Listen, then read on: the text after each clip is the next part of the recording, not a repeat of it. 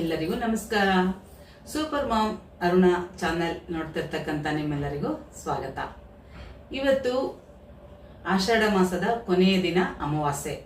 ನಮ್ಮ ಕಡೆ ಎಲ್ಲ ಉತ್ತರ ಕರ್ನಾಟಕದ ಕಡೆ ಎಲ್ಲ ನಾಗರ ಅಮಾವಾಸ್ಯೆ ಅಂತೀವಿ. ಅದೇ ದಕ್ಷಿಣ ಕರ್ನಾಟಕದ ಕಡೆ ಹೋದ್ರೆ ಭೀಮನ ಅಮಾವಾಸ್ಯೆ ಅಂತೀವಿ.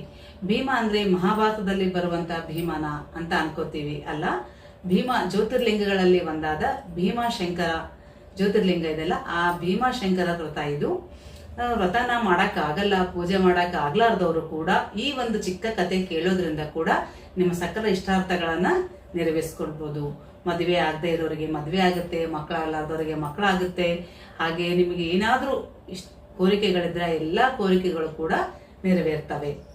ಅದೇನಂದ್ರೆ, ಒಂದು ದೇಶದಲ್ಲಿ ವಜ್ರಬಾಹು ಅಂತ ಒಬ್ಬ ರಾಜ ಇರ್ತಾನೆ. ಆತನಿಗೆ ಒಬ್ಬ ಮಗ ಇರ್ತಾನೆ.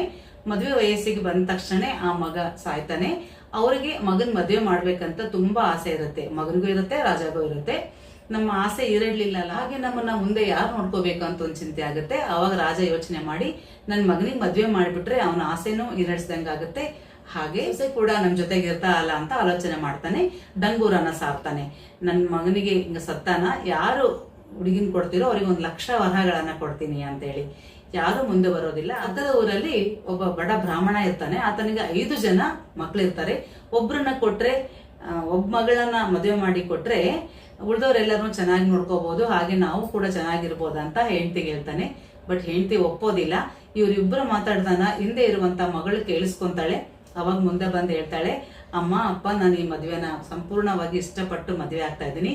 ನನ್ನ ತಂಗಿಯವರು ನೀವಾದ್ರೂ ಚೆನ್ನಾಗಿರ್ತಿರಲ್ಲ ಅಂತೇಳಿ ಹೇಳ್ತಾಳೆ. ಇನ್ನ ತಂದೆ ಒಪ್ಕೊಂಡು ರಾಜನಿಗೆ ಸುದ್ದಿನ ಕಳಿಸ್ತಾನೆ. ಅವಾಗ ರಾಜನಿಗೆ ತುಂಬಾ ಖುಷಿ ಆಗುತ್ತೆ. ಅತ್ಯಂತ ವೈಭವದಿಂದ ಮದುವೆಯನ್ನ ಮಾಡ್ತಾನೆ. ಮದುವೆ ಆದ್ಮೇಲೆ ಇನ್ನ ಶವ ಸಂಸ್ಕಾರ ಅಂತೂ ಮಾಡ್ಲೇಬೇಕಲ್ಲ. ಶವ ಸಂಸ್ಕಾರನ ಮಾಡ್ಬೇಕು ಅಂತೇಳಿ ಎಲ್ಲ ಮಾಡ್ತಿರ್ಬೇಕಾದ್ರೆ ಇನ್ನ ಜೋರಾಗಿ ಗಾಳಿ ಮಳೆ ಬರುತ್ತೆ. ಆ ಗಾಳಿ ಮಳೆಗೆ ಯಾರು ಅಲ್ಲಿ ಇರೋದಕ್ಕೇನೆ ಆಗೋದಿಲ್ಲ, ಅಷ್ಟು ಜೋರಾಗಿ ಬರುತ್ತೆ.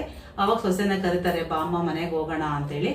ಯಾಕ ನನ್ ಮಗನ್ ಶವ ಸಂಸ್ಕಾರ ಮಾಡೋ ಅದೃಷ್ಟ ನಮ್ಮಲ್ಲಿಲ್ಲ, ಈ ವಿಪರೀತ ಗಾಳಿ ಮಳೆ ಇದೆ, ಮನೆಗೆ ಹೋಗೋಣ ಬಾ ಅಂತ ಕರೆದ್ರೆ ಆಕೆ ಪತಿಯನ್ನ ಬಿಟ್ಟು ನಾನು ಬರೋದಿಲ್ಲ ಅಂತ ಹೇಳ್ತಾಳೆ.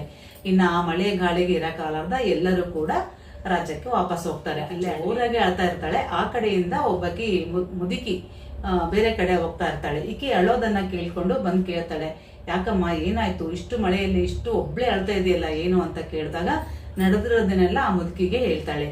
ಅವಾಗ ಹೇಳ್ತಾಳೆ, ಇವತ್ತು ಒಂದು ಬಹಳ ಅತ್ಯಂತ ಶುಭ ದಿನ ಇದೆ.